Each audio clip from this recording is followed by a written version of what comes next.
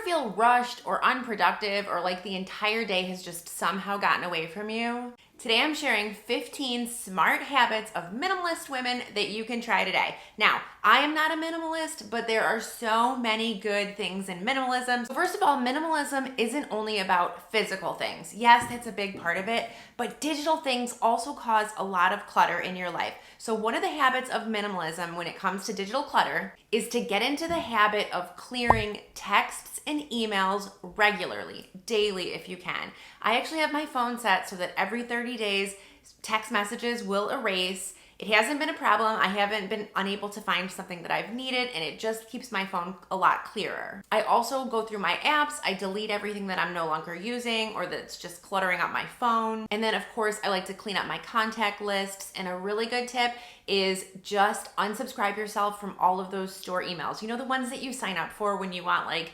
15 or 20% off at a retailer, and then you start getting their emails and it just clutters up your email. Just go through, unsubscribe from them, and just make it a habit. Next is to eat as simply as you can. I love doing this. I'll just tell you what I do, but this just makes my life so much easier and it really helps. I do batch cooking. I just cook like 2 or 3 times a week. I try to keep it at 2 times a week, and I will just make meals that we can eat throughout the week. I generally kind of cook the same types of dishes, you know, things that we can easily heat up, but homemade whenever possible as well. I think that homemade it just tastes better. It's healthier for you. So whenever you can do that, that's a great habit to get into. Okay, next is to invest in experiences over physical things. I've shared this tip before, but if you're gonna do something, try to make it an experience or like something that you can learn rather than something that you buy. This way you have a memory and then you don't have more stuff that you're bringing into your house. Clean only as needed. I try to clean only when I notice things are dirty and, you know, just really look at them. Sometimes I'll even get down on eye level and look, and I'll say like, is this dusty? Is this dirty? And if it is, then I'll clean.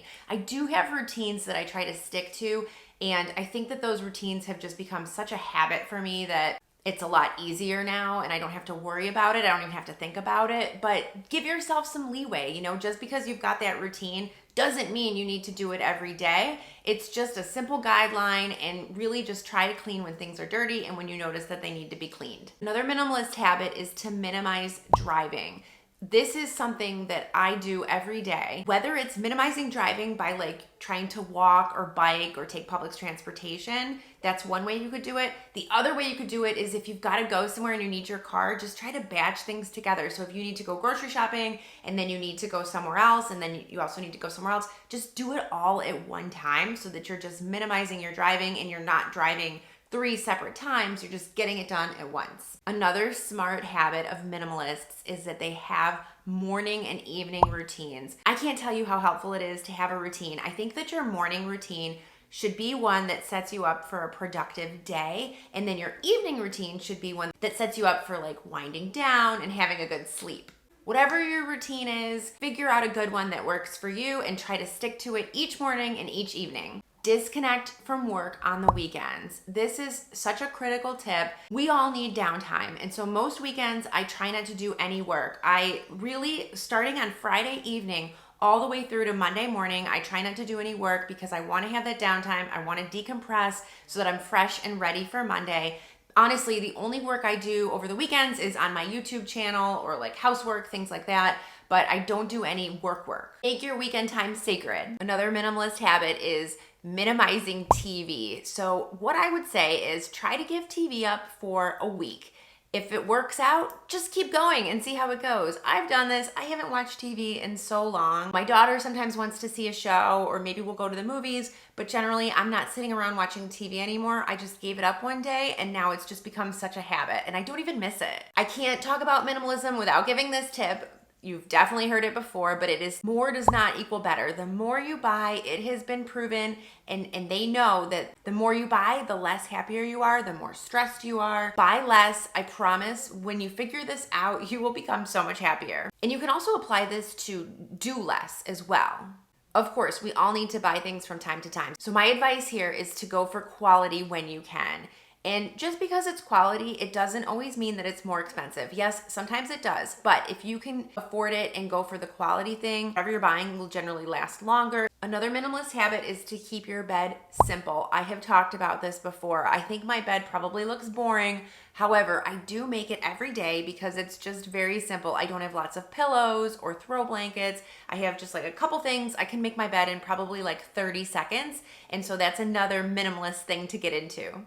Again, though, if you like love your decorative pillows and your throw blankets, don't listen to me. This is just a tip that you can take or leave and kind of see these all as good suggestions that you might want to do. This one is something I feel very strongly about, but it's to have a policy of no shoes on in the house. This is like one way that you can keep your house way cleaner without actually cleaning. Did you know that like 90% of the dust and dirt that's in your home is actually brought in from the outdoors? So if you can just remove your shoes before you come inside, I'm telling you, your house will be infinitely cleaner. I've got a mat on the outside of my house, and then you kind of step on that, and then you walk into my front door, and I've got a big mat there as well to get as much off your shoes as possible. And then I clean those mats regularly, and then I have everybody put their shoes away. I put them in a closet, shut the door. I don't want all that dirt in the house. Okay, laundry. So this is kind of like a three-fer, but I know that laundry can be one of those things that's just like very stressful, especially if you like come back from a trip or something, or if you're like not able to do the laundry during the day. It could just be one of those things that piles up. So my three-fer here and my first minimalist thing is to only wash laundry that's dirty. So don't just wear something for a couple of hours, throw it in your laundry. My kids are super guilty of this. Sometimes I'll do all their laundry and then I'll a day later go into their room and see a laundry basket and it's full again. And I'm looking at the clothing in there and I'm like, when did you even wear this? Did you wear this for more than an hour?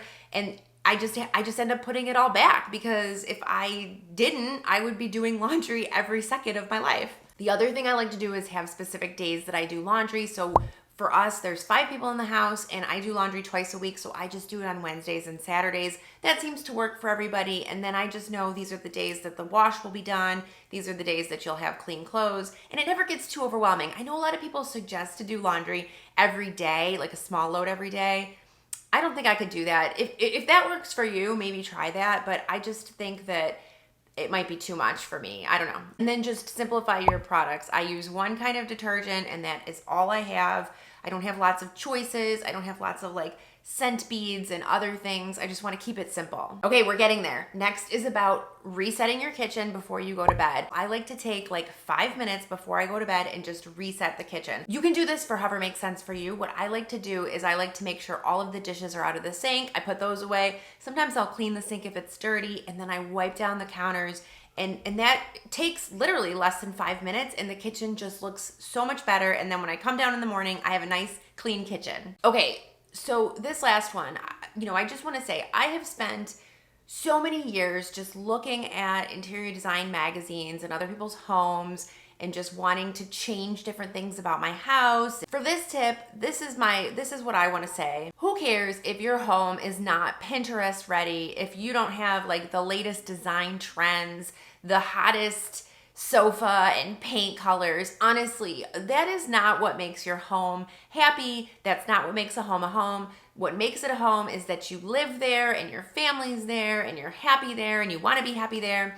So I would say, as much as possible, just try to love your home. No one's home is perfect. Just embrace your space, and that is the good minimal tip that I can give you there. What's funny is when I first started my YouTube channel, I was kind of comparing my house to other ones that I see on YouTube, because you always see these perfect like white sofas and carpets and nice wood in other people's homes, and my house isn't like that. Our home is over 100 years old. However, I pushed that all to the side and I said, you know what? I'm just going to show a real home. I'm going to show what I'm doing. I'm going to give my tips, and if it helps somebody, I'll be very happy about that. So I hope this helps you. Go ahead and click that like button if it did. And if you're not subscribed, I would love if you would subscribe to my channel. I'm going to go ahead and link a video over here. So feel free to click on it and I will see you over there. Thanks so much for watching. Bye-bye.